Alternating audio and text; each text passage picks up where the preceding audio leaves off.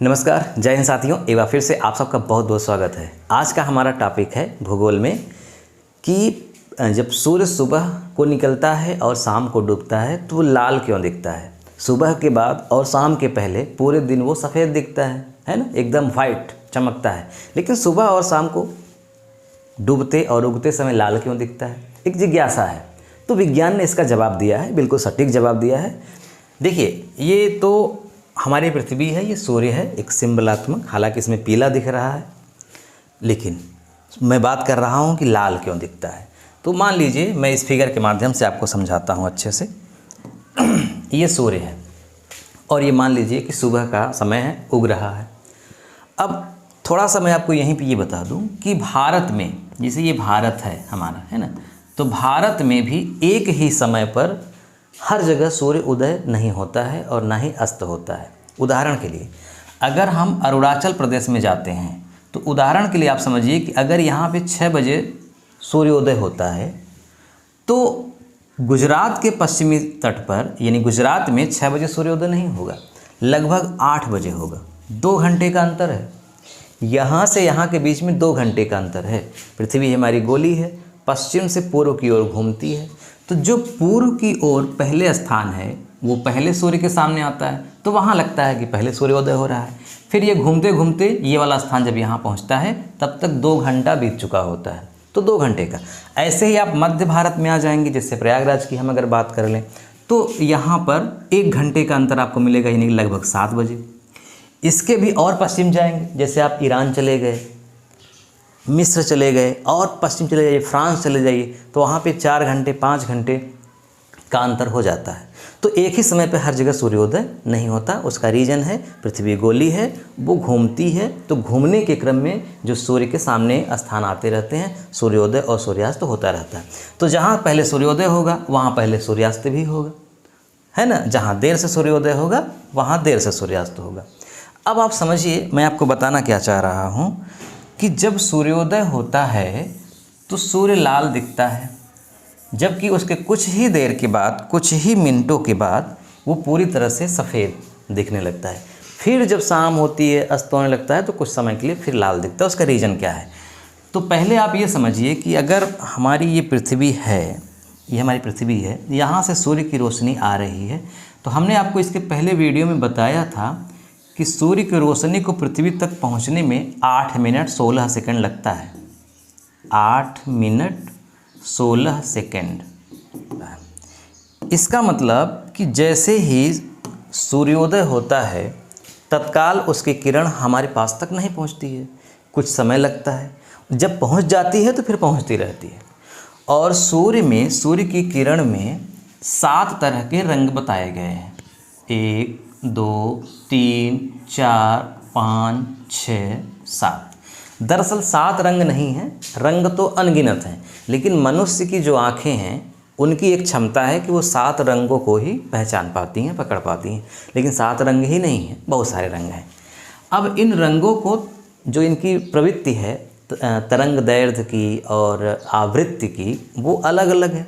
जिस रंग की, जिस किरण की या जिस तरंग की आवृत्ति कम होगी उसका तरंग दैर्ध्य ज़्यादा होगा, और जिसकी आवृत्ति ज़्यादा होगी उसका तरंग दैर्ध्य कम होगा। तो कुछ आवृत्ति ऐसी है जिनकी आवृत्ति बहुत कम है, वो हमारी आंखें नहीं देख पाती, या कुछ ऐसी हैं जिनकी आवृत्ति बहुत ज़्यादा है, उन्हें भी हमारी आंखें नहीं पकड़ पाती। एक सीमा है। तो जो 7 रंग हैं, जैसे VIBGYOR, ये 7 तरह के रंग हैं। V मतलब वायलेट, I मतलब Indigo, B blue, G green, Y yellow, O orange और रे मतलब R से रेड, लाल। तो यहाँ पर जो ये V है, वायलेट इसको बोलते हैं। ये जो आप रंग देख रहे हैं ये वायलेट है। इसकी जो आवृत्ति है, फ्रीक्वेंसी है, वो सबसे ज़्यादा होती है, सबसे ज़्यादा, सबसे ज़्यादा। मैं किसकी बात कर रहा हूँ? आवृत्ति की। आवृत्ति सबसे ज़्यादा आवृत्ति होती है V यानी कि वायलेट की, यानी जो लगभग हल्का नीला दिखता है। लेकिन जब आवृत्ति ज़्यादा है तो इसका मतलब उसकी तरंग दैर्ध्य कम है। तरंग दैर्ध्य का मतलब क्या होता है, जैसे एक तरंग यहाँ से चल रही है तो ये कितना डाइवर्ट होती है, कितना घूमती है। कुछ कम घूमती हैं, कुछ बहुत ज़्यादा। तो कुछ एकदम सीध में जाती हैं, यानी कि थोड़ा सा ही विचलन होता है, कुछ में ज़्यादा विचलन होता है। तो जिनमें ज़्यादा विचलन हो रहा है, ये देखिए इन दोनों के बीच, इसको श्रृंग बोलते हैं, इन दोनों के बीच ज़्यादा अंतर है। तो जिनमें ज़्यादा अंतर होता है इन दोनों के बीच में, तो यहाँ पे दिख रहा है लेकिन अंतर यहाँ ज़्यादा है, यानी जिसमें विचलन कम होगा उनका ये वाला अंतर ज़्यादा दिखेगा। तो जिनका ये वाला अंतर ज़्यादा दिखेगा उसका बोला जाएगा कि तरंग दैर्ध्य ज़्यादा है, और जिसका ये वाला ज़्यादा दिखेगा कहा जाएगा कि उसकी आवृत्ति ज़्यादा है। तो रेड की आवृत्ति सबसे कम है, इसका मतलब ये ऐसे चलेगी लगभग, यानी इसकी तरंग दैर्ध्य सबसे ज़्यादा है। अब इससे होगा क्या कि सूर्य की जो सातों किरण हैं एक साथ तो निकलती हैं और एक साथ ही पृथ्वी पर पहुंचती हैं, और दुनिया की जितनी भी किरणें हैं वो सब प्रकाश की चाल से चलती हैं, यानी कि 3 लाख किलोमीटर प्रति सेकंड। मतलब एक सेकंड में 3 लाख किलोमीटर जाती हैं, इतनी स्पीड है। फिर भी पृथ्वी तक आने में 8 मिनट से ज़्यादा लगता है। तो पहुंचती तो एक साथ है, लेकिन अब आप ध्यान से समझिएगा, मैं आपको बताना क्या चाह रहा हूं कि जब एक साथ चली तो ये जो सातों किरण हैं जिनका रंग कह सकते हैं कि लाल है। दरअसल मैं आपको एक चीज़ यहीं पे थोड़ा सा और बता दूं, जैसे एक सतह है, हम इसको जब देखेंगे तो इसका कुछ रंग हमको दिखेगा, लाल दिखेगा, पीला दिखेगा, नीला दिखेगा, काला दिखेगा, सफ़ेद कुछ दिखेगा ना। तो अगर इस सतह का रंग हमको सफ़ेद दिख रहा है, सफ़ेद, तो इसका मतलब होता है कि इस पर जितने भी रंग पड़ रहे हैं, किरण पड़ रही हैं, वो सब के सब वापस हो रही हैं, रिफ्लेक्ट हो रही हैं। तो जब सभी वापस होती हैं, सभी रिफ्लेक्ट होती हैं, तो उसका रंग हो जाता है सफ़ेद। और काला कब दिखता है? जब सारे किरण ऑब्जर्व हो जाती हैं, रिफ्लेक्ट नहीं होती, तो वो काला दिखने लगता है। ठीक है, आप समझिए हमारी आँख में अगर वर्णांतता है तो आप देखिए कि हमको हरा और लाल में अंतर नहीं दिखता, वो काला ही दिखने लगता है। मतलब हमारी आँखों का रंग एक तरह से ख़राब हो गया है। तो जो हमारी आँखों में है, जो भी चीज़ें हैं, वो जब रिफ्लेक्ट होती हैं तभी हमें उसका अनुभव होता है।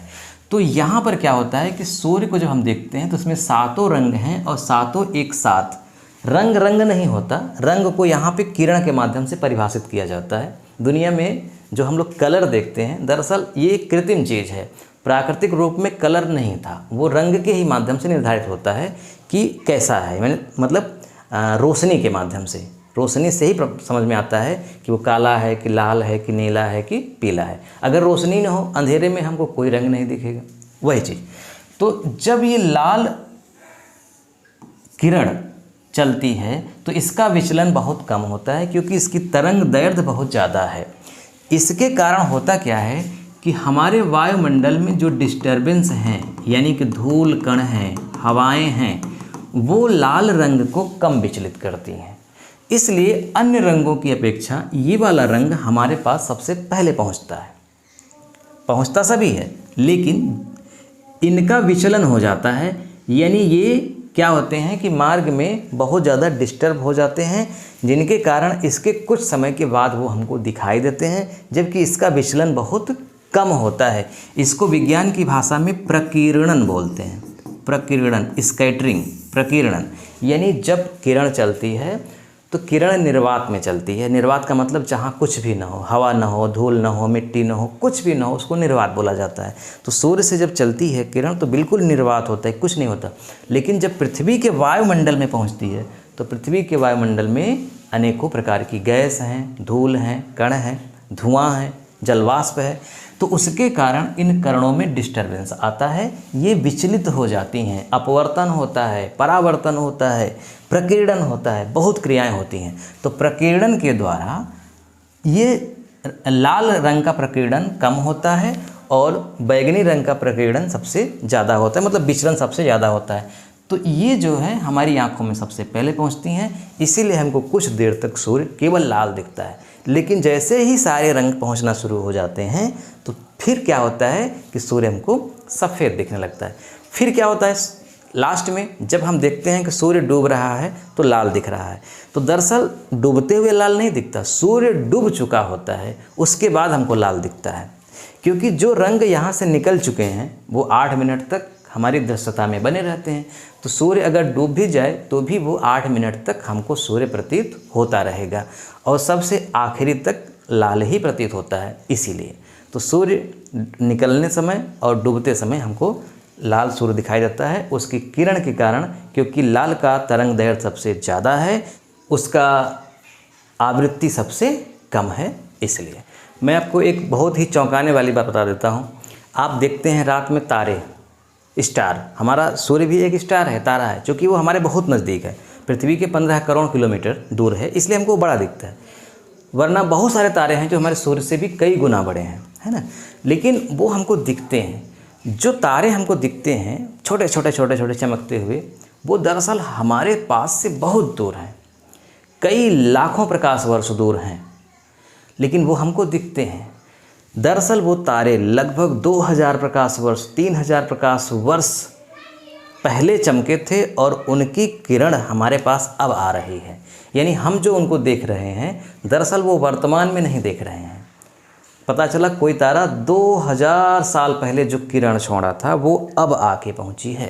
यानी अब जो हम देख रहे हैं 2000 साल बीत चुका है उसकी उम्र, अब वो कुछ नया कर रहा होगा, या जो अब उसकी किरण निकलेगी अब वो 2000 प्रकाश वर्ष बाद पहुंचेगी, यानी इतने दूर है ना। तो इसी तरह से हम जब सूर्य को देख रहे होते हैं तो सूर्य को वर्तमान स्थिति में नहीं देखते, लगभग 8 मिनट विलंब से देखते हैं, क्योंकि उसकी किरण 8 मिनट विलंब से पहुंचती है।